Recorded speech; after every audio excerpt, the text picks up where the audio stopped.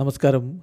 Raf talk ഫുട്ബോളിലേക്ക് അവർക്കും സ്വാഗതം. യുവേഫ ചാമ്പ്യൻസ് ലീഗിൻ്റെ ലീഗ് ഘട്ട മത്സരങ്ങൾ അവസാനിച്ചല്ലോ. ഇനി റൗണ്ട് ഓഫ് 16 വേണ്ടിയിട്ടുള്ള കാത്തിരിപ്പാണ്. അതിനു മുമ്പ് പക്ഷേ ഒരു പ്ലേ ഓഫ് കൂടി നടക്കാനുണ്ട്. FC ബാഴ്സലോണയുടെ എതിരാളികൾ ആരാണ്? ചില സുഹൃത്തുക്കൾ അത്തരത്തിൽ നമ്മുടെ കമൻറ്റ് ബോക്സിൽ ചോദ്യങ്ങൾ ഉന്നയിക്കുന്നു.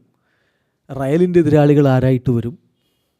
സിറ്റിയുടെ എതിരാളികൾ ആരാവും? PSG എതിരാളികൾ ആരാവും? അപ്പോൾ നമ്മളിതെല്ലാം സെപ്പറേറ്റ്, ഈ ടീമുകളുടെ കാര്യം നമ്മൾ സെപ്പറേറ്റ് ഒന്ന് എടുത്ത് പരിശോധിക്കുകയാണ്. അപ്പോൾ ഈ വീഡിയോയിൽ നമ്മൾ ബാഴ്സയെക്കുറിച്ച് സംസാരിക്കുന്നു.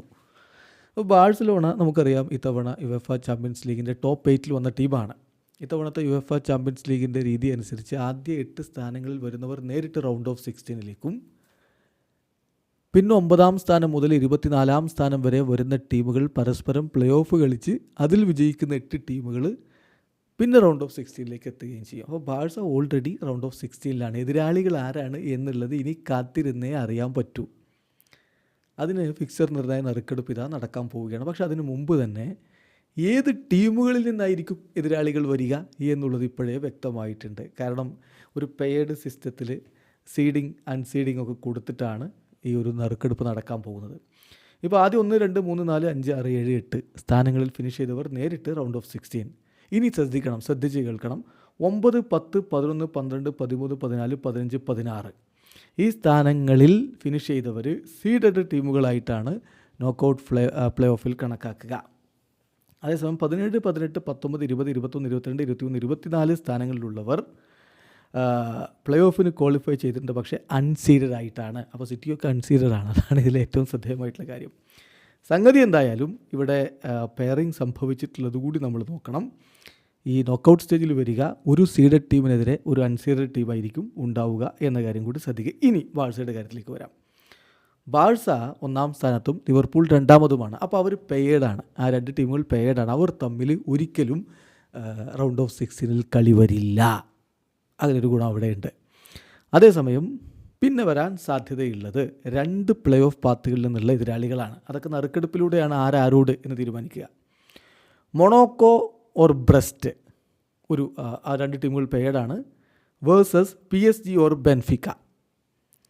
ഇതിലെ വിജയികളായിരിക്കും ബാഴ്സലോണയ്ക്കെതിരെ എതിരാളികളായി വരാൻ പോകുന്നത്. സോ ഒന്നുകിൽ മൊണോക്കോ, അല്ലെങ്കിൽ ബ്രസ്റ്റ്, അല്ലെങ്കിൽ PSG, അല്ലെങ്കിൽ ബെൻഫിക്ക.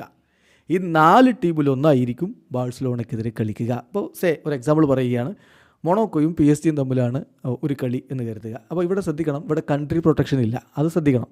ഇതിന് മുമ്പൊക്കെ അങ്ങനെയല്ല. ഒരേ രാജ്യത്തു നിന്നുള്ളവർ ലേറ്റർ സ്റ്റേജുകളിൽ മാത്രം ഏറ്റുമുട്ടുന്ന അവസ്ഥയാണ്. ഇവിടെ കൺട്രി പ്രൊട്ടക്ഷൻ ഇല്ല.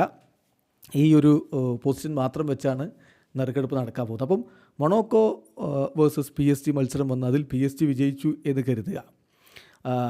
പിന്നെ അപ്പുറത്ത് ബെൻഫിക്ക വേഴ്സസ് ബ്രസ്റ്റ്, അതിൽ ഒരു ടീം ഇപ്പം ബെൻഫിക്ക വിജയിച്ചു എന്ന് കരുതുക. അപ്പം ഈ രൂപത്തിൽ വന്നു കഴിഞ്ഞാൽ അതിലാര് എന്നുള്ള നറുക്കെടുപ്പിലൂടെയാണ് തീരുമാനിക്കപ്പെടുന്നത്. അതിലൊരു വിജയി ലിവർപൂളിനെതിരെ കളിക്കും, ഒരു വിജയി ബാഴ്സലോണയ്ക്കെതിരെ കളിക്കും. അത് നറുക്കെടുപ്പിലൂടെ ഫിക്സ് ചെയ്യും. പക്ഷേ ഇവിടെ ഒരു കാര്യം ഉറപ്പാണ്, ഈ 4 ടീമുകളിൽ ഒന്നേ ബാഴ്സയുടെ എതിരാളിയായിട്ട് വരൂ. അപ്പോൾ അത് ഏതൊക്കെയാണെന്ന് നോക്കാം.